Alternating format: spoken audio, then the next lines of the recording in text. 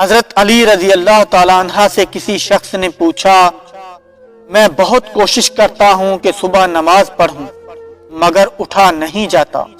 حضرت علی رضی اللہ تعالیٰ عنہ نے فرمایا، یہ نیند کی وجہ سے نہیں بلکہ تم سارے دن میں جو گناہ کرتے ہو وہ تمہاری گردن میں توق، ہاتھوں میں ہتھ کڑی اور پاؤں میں بیڑیاں باندھ کر تمہیں اٹھنے نہیں دیتے۔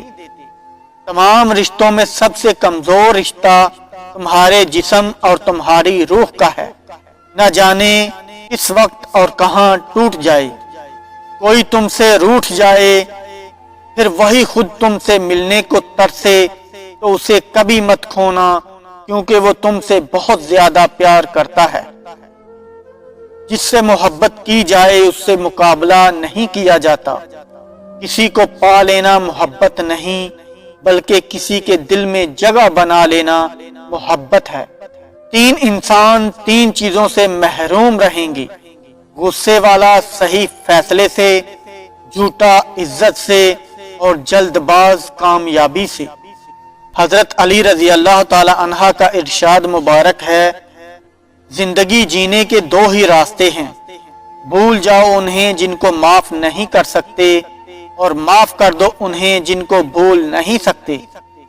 اتنے سخت نہ بنو کہ توڑ دیے جاؤ اور اتنے نرم نہ بنو کہ نچوڑ دیے جاؤ۔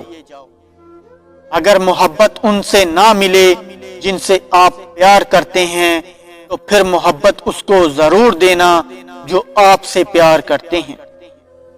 جو دکھ دے اسے چھوڑ دو، لیکن جسے چھوڑ دو اسے دکھ مت دو۔ زندگی کے تین اصول بنا لو، اس سے ضرور معافی مانگو جسے تم چاہتے ہو، اسے کبھی مت چھوڑو جو تمہیں چاہتا ہے، اس سے کبھی کچھ نہ چھپاؤ جو تم پر اعتبار کرتا ہے۔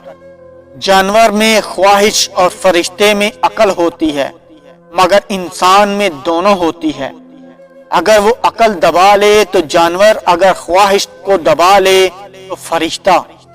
نماز کی فکر اپنے اوپر فرض کر لو، خدا کی قسم دنیا کی فکر سے آزاد ہو جاؤ گے اور کامیابی تمہارے قدم چومے گی۔